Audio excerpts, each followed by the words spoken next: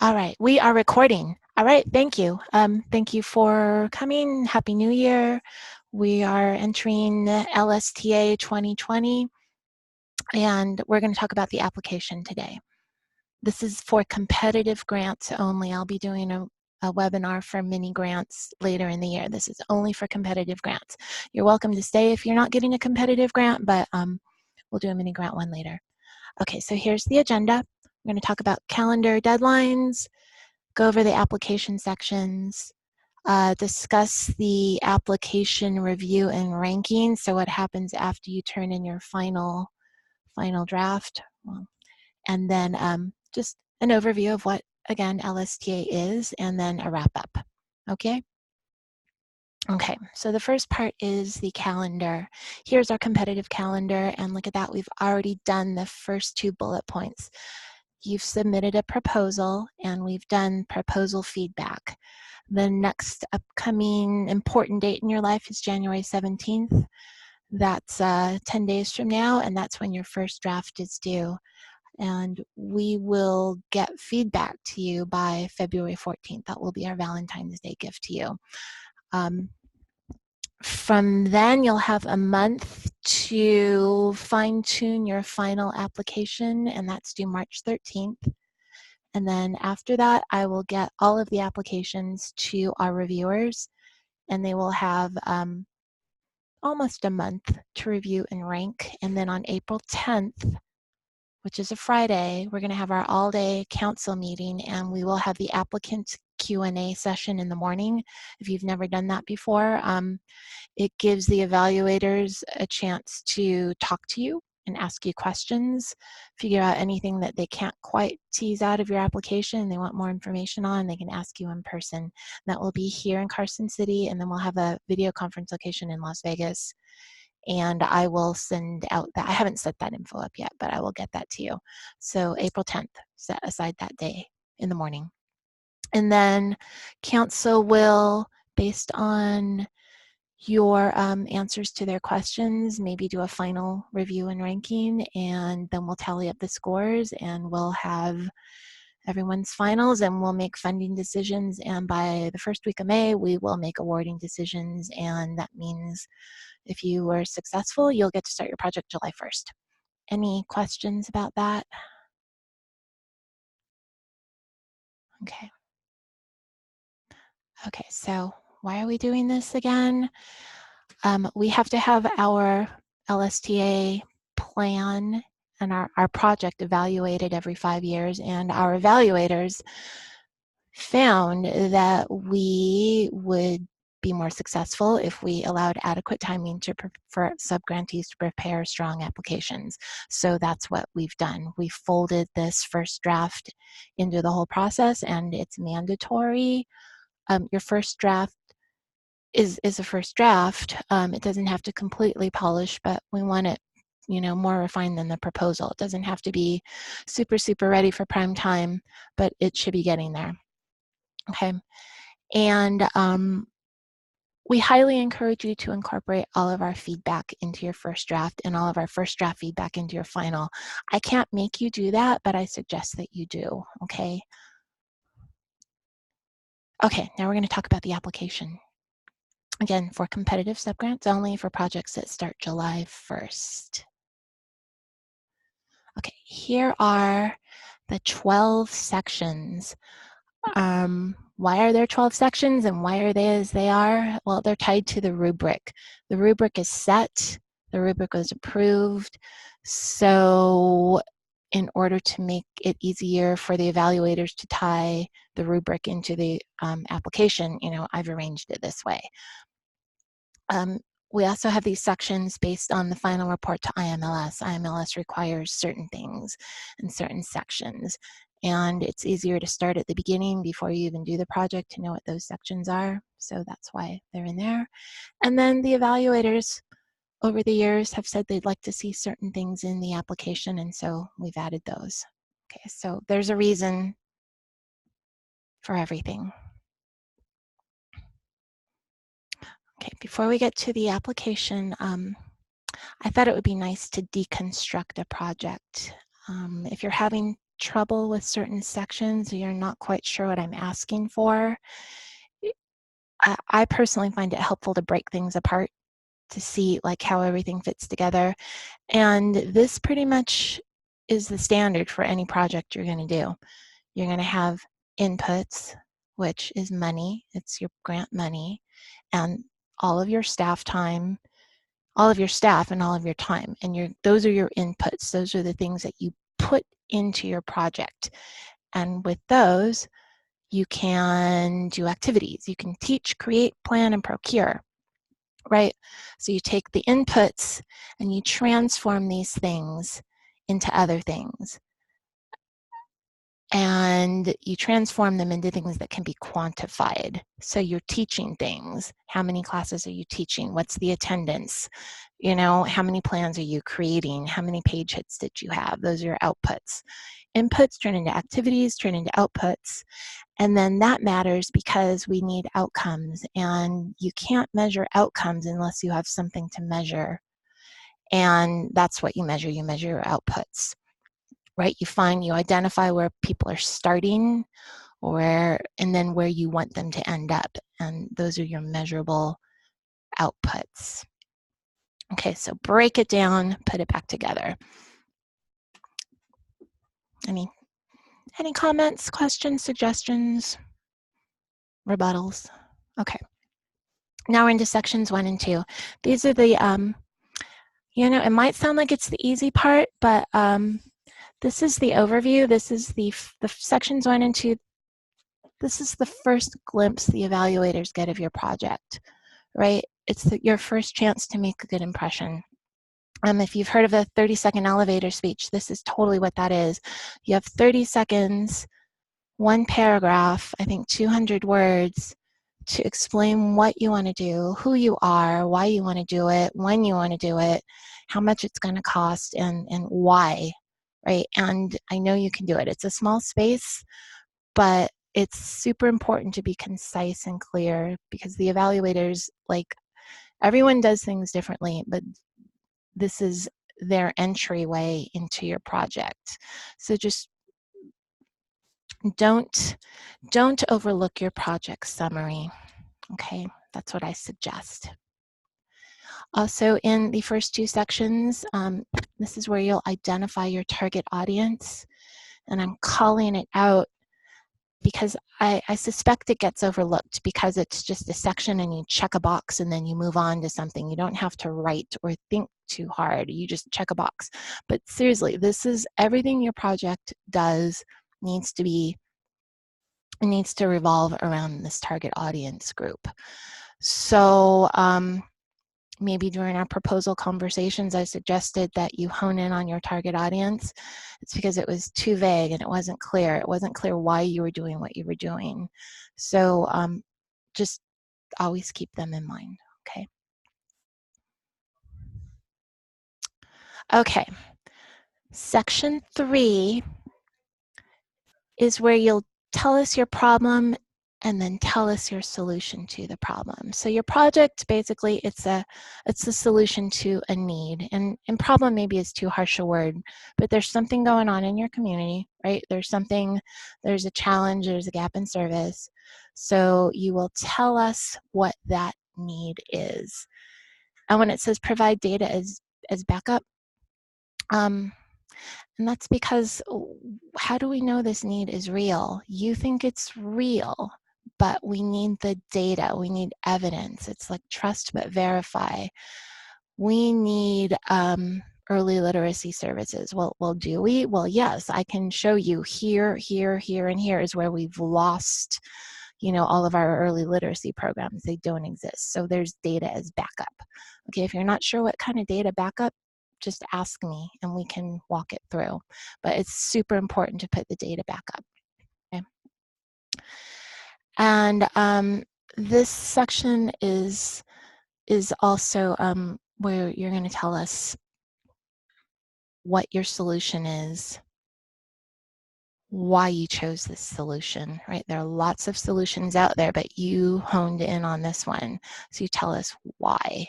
Why did you choose this one? Why didn't you choose that one?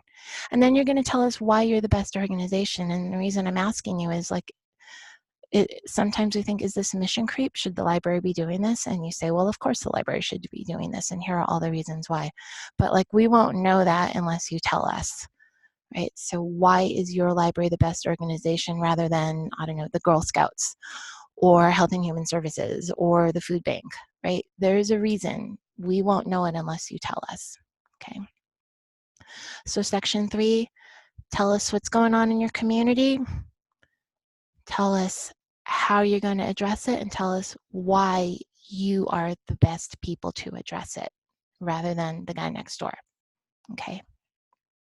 I'm going over the sections. I'm not going to pull up the application, but I can if you'd like. Okay. Okay.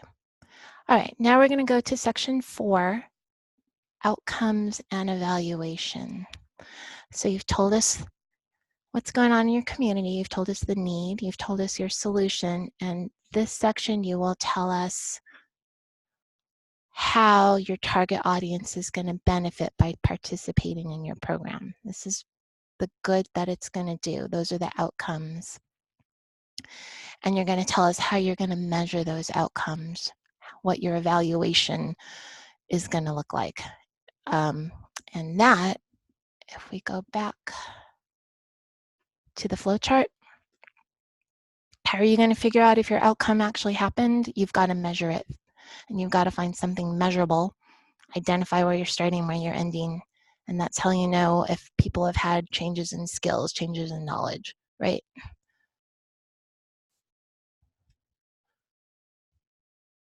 Okay.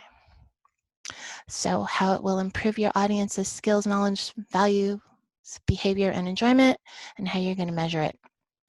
And shout out to Norma here. An outcome is something that should start with the words, my target audience will benefit by, right? You're not doing this for your library, you're doing it for your target audience. So just bear that in mind, okay?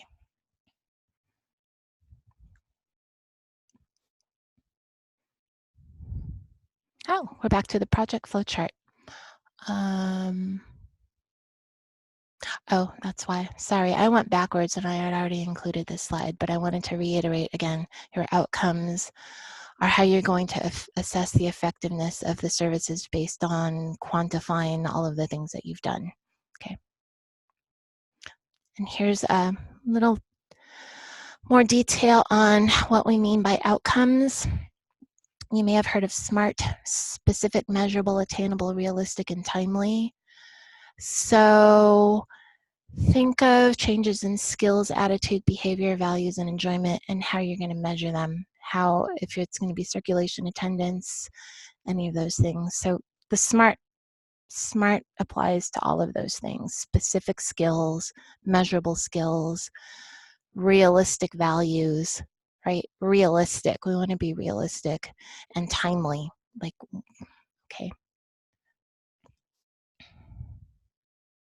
Okay, so that's it for the need and the solution and the outcomes for your target audience and how you're going to measure those outcomes. You're going to identify metrics, you're going to measure them, okay? And now we're back to the project flowchart and the activities. Right, so you're taking the inputs, money, time, and stuff, and now you're doing stuff. You're teaching, you're buying collections, which is content, you're creating plans, or you're procuring things that are like chairs. They're not part of the collection, but they're essential to what you're doing. And we have these categories because these are IMLS categories, and that's how you'll report them in your final report. So it's good to think of them now. Right? So what am I going to do? Break apart your project, deconstruct it. I'm going to teach this number of programs, and I'm going to teach, we're going to have drop-in events, right? Let's go to the next page. This is how we further deconstructed everything. So we have programs, those are interactive. Consultation is drop-in. So if you're doing something but it's not scheduled, it's drop-in. If you're requiring content, if you're creating content, so if you're going to create a finding aid for something, that's content creation. If you're creating a web page, that's content creation. If you're creating a plan, that actually goes in planning, not in content creation. Okay, if you're adding tons and tons of metadata to a collection, that's content description. Okay, if you're procuring furniture, that all goes under procurement because it's not part of your collection. Okay, so just kind of think about what you're doing, separate it out into these groups. I think it'll make it easier for you in your planning, and it'll definitely make it easier for evaluators to understand what you're going to do. As a bonus, the instruction activities and the content acquisition and the planning, they all have surveys. And you can use those surveys to inform your outcomes. You can also use surveys for other things, but these are the required ones. I suggest you go to Project Outcome if you're a public library and look at all of their surveys that they have.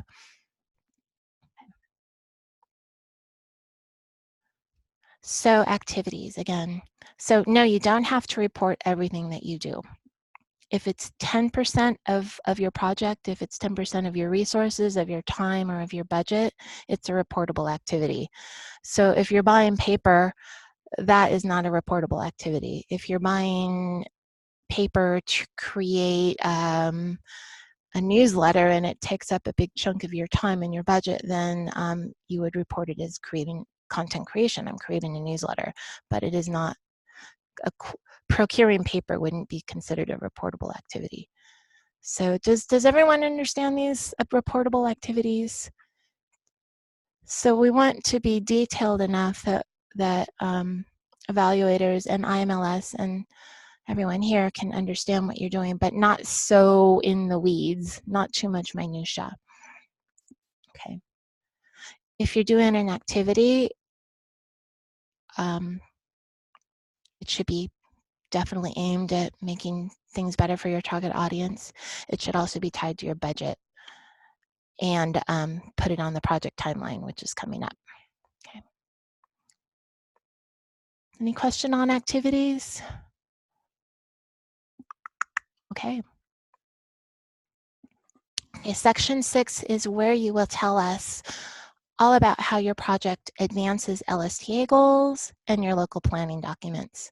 So if you've heard of goals and objectives and outcomes for projects, this is where they live. We don't ask you for goals because we're pre-populating your goals with they're the LSTA goals and your local goals. So that's your goal. The project you're doing is an objective to advance the goal, and the outcomes that you generate are proof that we've advanced this goal. Here are Nevada's 4 LSTA goals for 2018 through 2022. So your project is going to help us advance these things, right? So you're going to explain how your project will help us advance these goals, and you're going to explain how it advances your local goals. Okay, that's what this section's all about, goals and outcomes. Any questions on that? Comments? Alrighty. And our next section, 7, is partners. So partners is here. They're encouraged, but they're not required. And I think there was some confusion because I had like people putting all sorts of names in there that weren't actually partners. Partners are encouraged, and it's meant for you to just think about everybody that you interact with to make this project happen. Right? And if they're contributing to it, if they're bringing people, if they're giving you free advertisement, like they're an informal partner. And sometimes it's very easy to forget that they exist, but we want documentation. And so that's why this section is here. And then of course, if you have a formal partner, then it's there because we need to understand what they're doing, right? What they're responsible for in terms of making this project happen, and we need to understand what will happen if they back out, right? So informal partners, provide letters of support. Formal partners, you're going to provide us with like what they're delivering, what your expectations are. But if you don't have them, it is completely okay. Okay. But if you do have them, we want to know. Okay. Any questions about partners? Section 8 now is sustainability. So, you know, everyone's investing a lot of resources in making this project happen. And we'd like to know what are your plans for the future, right? That sounds very, very, very strict. But what are you going to do next? If it's successful, are you going to be able to find funds to keep it going, or are you going to train your staff to keep it going, or if you're getting a planning grant, you know, what are you going to do to take steps to make all the findings and to make the plan happen? So it's what comes next, right? This is the sequel, project sequel. What are you going to do? And if I've ever asked you, well, you know, I need confirmation that your library is going to add support and maintenance for this software into, you know, the next 5 years. That's the sustainability, because if we have a tablet but it's only good for 1 year and there's no warranty and there's no service contract and you have no way to fund that, then that's not quite what we want to hear. We want to make sure that what you're buying has a life after the grant. Okay, that's section 8, sustainability. Comments? Okay. Section 9 is the timeline and staff responsibilities. When we deconstructed the project, you know, the first thing there is money, staff, and time. And so staff resumes wasn't here before. It was before, but I removed it. Now I'm putting it back in because I think it's a good thing. It's a good thing to know who on your staff is going to be making this project happen, right? So we just want to know.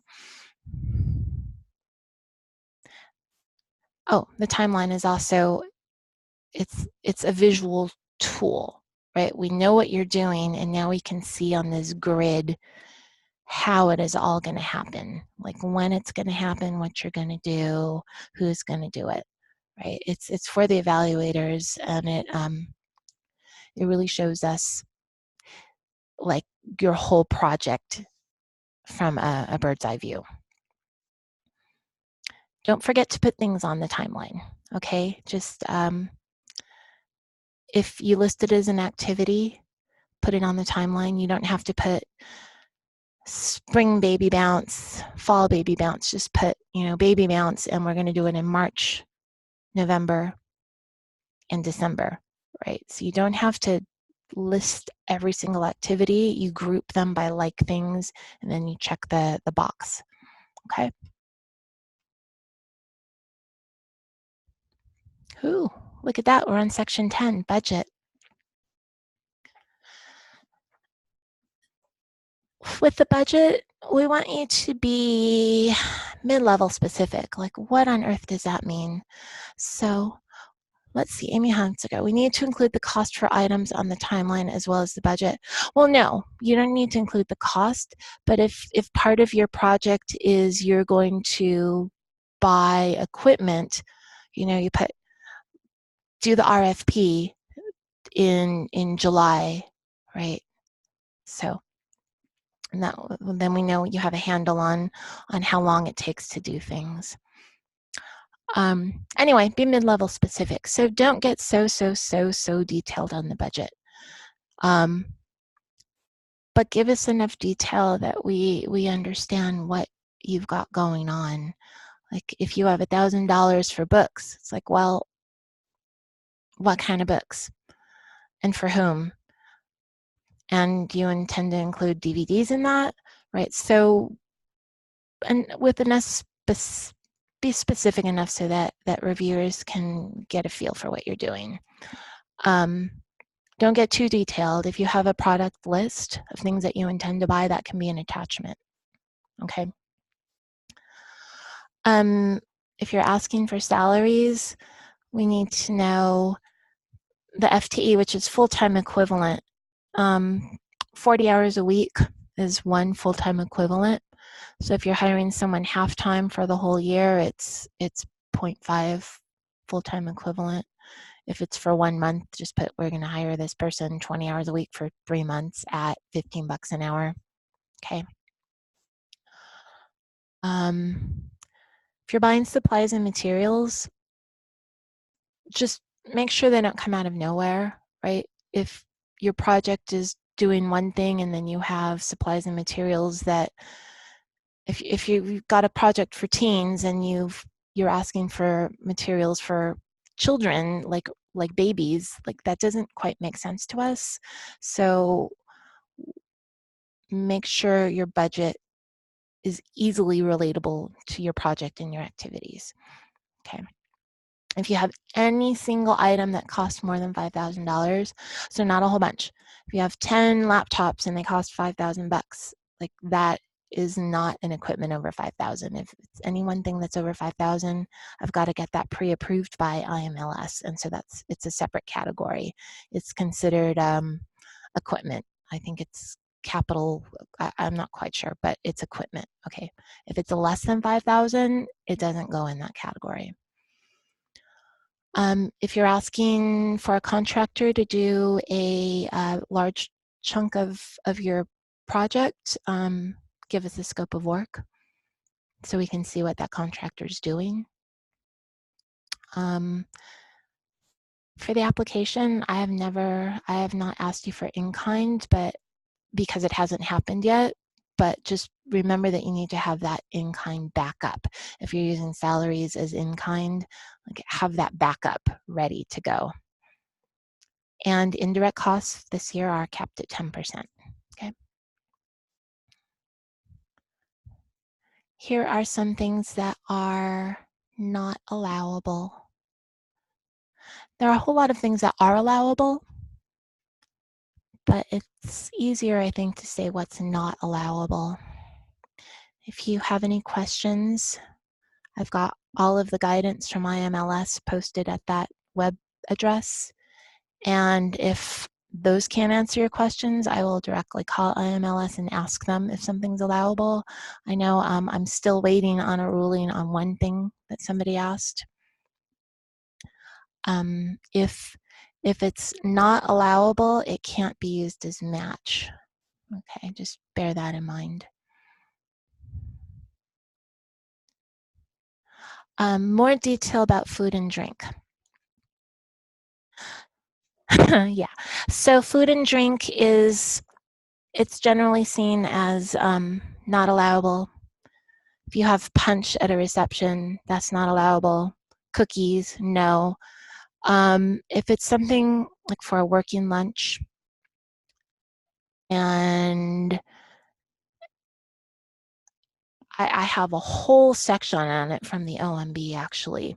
So if you're doing a working lunch, you can provide food as long as the people stay and they work during the lunch. If you just are having snacks during an all-day workshop, the snacks really aren't allowable. Okay, as long as it's an integral part. Amy, I can send you the link to the OMB info that describes that. Does that answer your question? Can it be part of, oh yeah, per diem, lunch and dinner, those are definitely allowed. Breakfast, lunch, and dinner are allowed. That's travel. It's not, it's like refreshments, okay? If you can't have a party and you can't get a cake. You definitely can't buy alcohol, okay? Okay.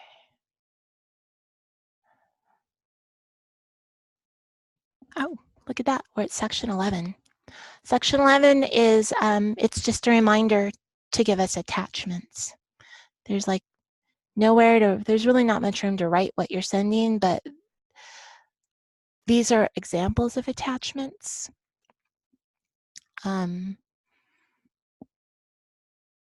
Anything that will help reviewers better understand your project. I encourage photos, especially if you want to do a little space reconfiguration, or if you want to replace old equipment. Like if you want to replace a really, really old, we had this project last year. If you wanted to replace something really old, like show us how old and decrepit it is, right? That really helps. If you want to buy a table, show us a picture of the table. It helps. Any questions on attachments? Any thoughts? Okay, and then the last part of the application is certifications. For the first draft, you don't have to get any of these signatures. But for the final, you definitely have to get the signature. And if you don't have a board of trustees, if you're not set up that way, if you're a school, then it is whoever is authorized to accept this grant, to accept funding, to enter into an agreement with us. Okay. And that is it for the application. We went over it pretty quickly. I encourage you to read the instructions and then ask me if you need any more help on any of these sections or if it doesn't make sense. Okay. Okay, so now we've covered the application. You submitted your first draft, you submitted your final. We're on to review and ranking. And the State Council on Libraries and Literacy, which is a 17-member council that's in NRS, does the review, and then they do your ranking. They evaluate your application against a rubric. This is the NRS that gives their powers and duties of council. If you want to know who's in council, go to nsla.mv.gov/SCLL, and those are all the council members. So they will review your application per the rubric. They will ask you questions on April 10th. They may or may not redo their rubric. And then they will make funding recommendations to us. And then we will take all of that and we will do funding recommendation. We will make awards. Do y'all have questions about the Q&A part? You'll be assigned a time. Carson City Library, 9 a.m., Boulder City Library, 8:45, Amargosa Library, 8:30 a.m., right? 15-minute increments.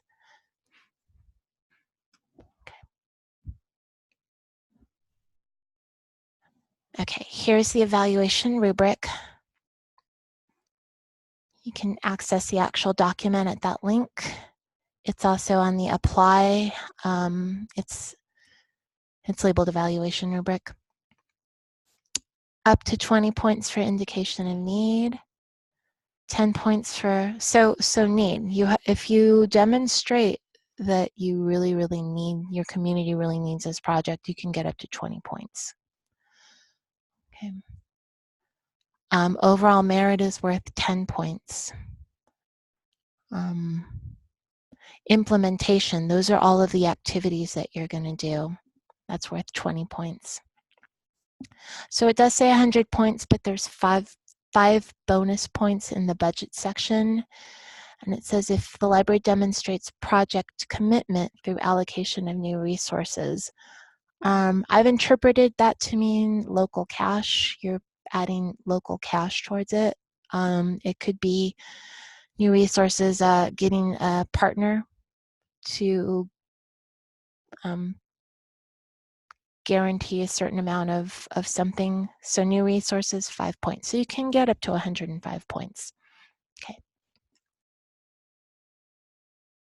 Ow. And here are my thoughts on overall merit. Like, what value does this project bring to your organization? What value does it bring to the target audience? And then overall value, like the amount that it's going to cost versus the value that it brings. It's 10 points. Okay. So submit your first draft to nslaprlsta@admin.nv.gov by 5 p.m. on January 17th. Again, it doesn't have to be perfect. So don't let that not let you submit something. Okay. Suggested you a read receipt. Oh, that's it. That was it for the whole review and ranking part. Does anyone have questions about that? Okay. So then a little overview, just to remind you why we're all here. LSTA, the Library Services and Technology Act, authorized by U.S. Code.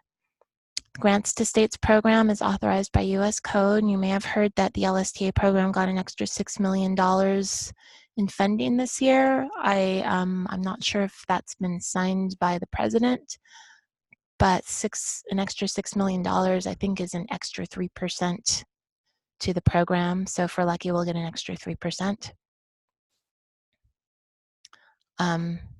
Here's what we have gotten. I'm never quite sure how much we'll get because it's based on population. It's based on the allocation from Congress. And then it's based on whether or not every state managed to make their maintenance of effort. So if we're lucky, we'll get about 1.847 million and not any less. Okay. And then wrap up. Here are my suggestions. I suggest you read the instructions, proofread and check your math, have someone else read it, have a complete non-library person read it. Don't copy and paste between the sections because every section does ask you for different information. If you're not quite sure how it's different, ask me because it is different, and we can go over it. So please don't copy and paste between sections. I've compiled some data sources right there. They may or may not be what you need. I don't know if anyone's got paper phone books, but you can open the phone book and see what's going on in your community too as backup, okay? And then again, you need help, you call me or email me, please. Okay. Target audience, don't forget them. I've said that a lot, but just always do everything for your target audience, okay?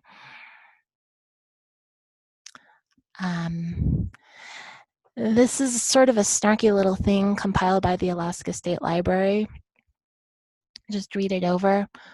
I don't know if I'd go so far as to use this tone, but sometimes these hold true.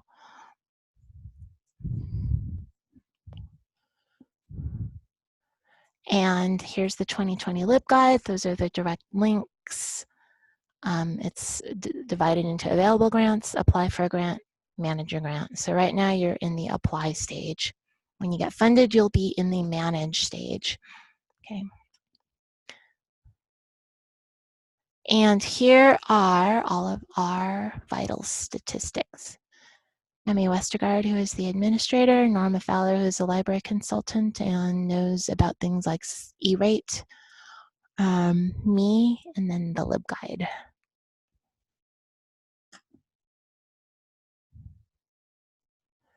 And that's it. Thank you for coming. Have a good rest of your day. I'm going to stop the recording.